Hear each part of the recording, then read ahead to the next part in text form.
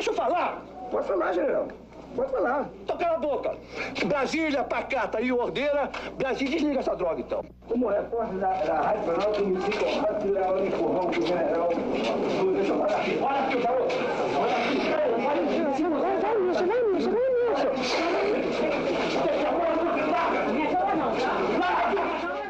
Qual é o papel da imprensa brasileira? Ainda existe censura? Quais foram as formas de silenciar a imprensa durante o golpe militar de 1964 e nos dias de hoje? O Nocaute resolveu investigar o tema. Conversamos com professores e jornalistas para entender se ainda existe censura na imprensa brasileira e como que os veículos de comunicação podem exercer o seu poder. Veja a seguir o resultado do nosso trabalho. O golpe de 2016 é um golpe jurídico, parlamentar e midiático. Uma parceria entre os três eixos. Porque sem o trabalho jurídico prévio, que preparou o clima, como se a corrupção tivesse nascido com o PT, não teria havido golpe parlamentar. E sem o apoio entusiástico da mídia, que levou as multidões de classe média para a rua, naquelas passeatas, principalmente de 2015, não teria havido golpe parlamentar. Sem a Globo, não haveria o golpe comandado pelo Eduardo Cunha. Meu voto é sim! Então é uma imprensa que não aceita resultado das urnas também. Se a gente for lembrar no passado, né? Em 64, a gente às vezes fala a mídia brasileira é golpista. Ficam achando que é uma construção. É golpista concretamente. Eles apoiaram o golpe de 64 com editoriais, com matérias, com manchetes. No dia em que derrubaram o presidente João Goulart, no dia seguinte...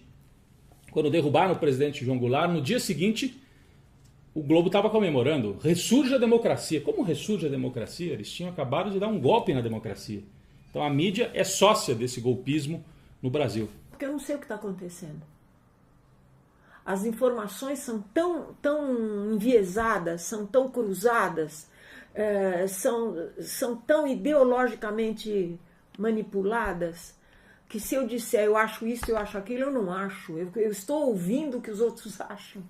Eu sei de que lado eu estou, mas a informação agora não é mais oculta.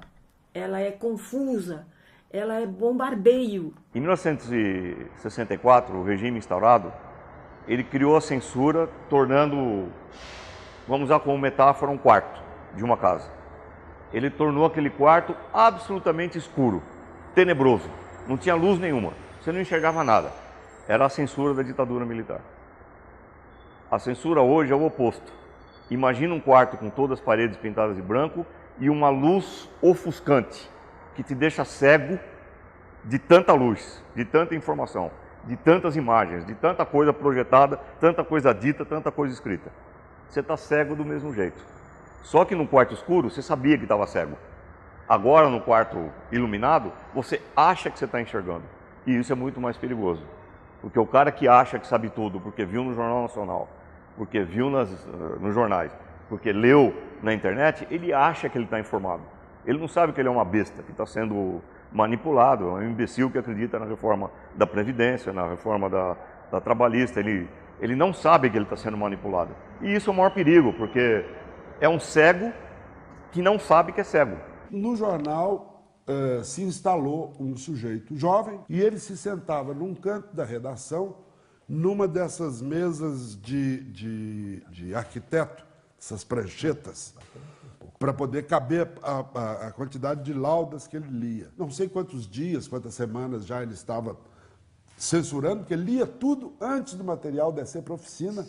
Ele lia na lauda e dizia isso pode, isso não pode, isso pode. Riscava. E aquilo não podia sair. Você estava lendo uma matéria de política, e aí no meio da matéria vinha: faça o arroz como de costume, use óleo de não sei o quê.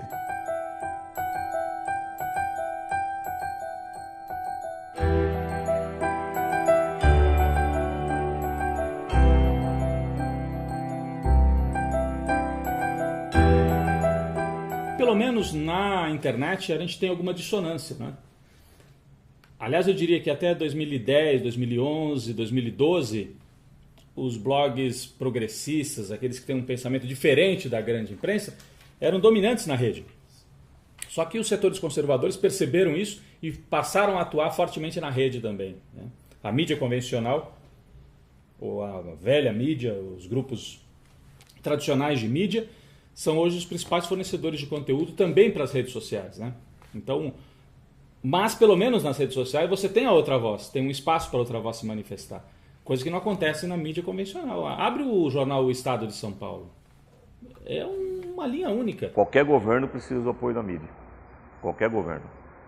Por quê? Porque o Brasil tem dimensões continentais, o Brasil tem uma população extremamente diversificada, o Brasil tem uma população iletrada, e isso é muito perigoso, porque significa o que exatamente? Significa que a grande maioria da população recebe informações via televisão ou via rádio. Ou agora participando de redes sociais que troca muita imagem, vídeos, etc. Isso significa que existe todo um trabalho de comunicação que precisa ser feito para esclarecer a população sobre o que está acontecendo. Ou o contrário, um trabalho de comunicação para exercer opressão e dominar a população e reprimir a população e convencer a população de que está certo a repressão.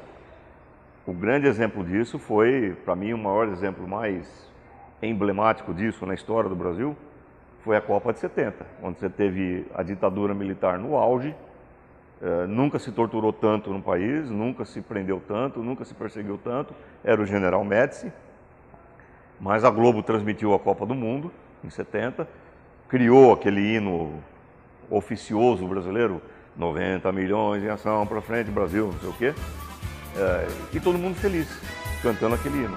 90 milhões em ação, pra frente Brasil, do meu coração. Eu fico pensando que eu entendo como foi que o Ferreira Goulart fez aquele poema traduzir-se. Porque tem uma partezinha que fala muito disso que eu sentia. Uma parte de mim almoça e janta, outra parte se espanta. Era isso que a gente vivia, entendeu? Uma parte da gente tocando a vida e outra parte estarrecida com tudo que acontecia. Então, veja bem, nós estávamos todos sofridos, chorosos, assustados, calados, tocando a vida, torcendo pelo Brasil, Copa do Mundo, uma bagunça, né? Todos juntos vamos pra frente Brasil, salve a seleção, de repente é aquela corrente pra frente, parece que todo o Brasil... Em 64, a mídia fez o barulho que levou a classe média para a rua, Marcha da Família, com Deus pela Liberdade. As marchas que deram apoio popular para o golpe de 64. Em 2015 e 2016, a mesma coisa. A Globo chamava para as ruas em 2015, dizendo, são famílias inteiras, em paz, pela liberdade. De todas as idades, crianças, pessoas idosas que estão aqui com cartazes. Reedição da Marcha da Família, agora com o pessoal vestindo a camisa amarela e com o patinho, né, o pato amarelo, que virou símbolo desse movimento lamentável, né?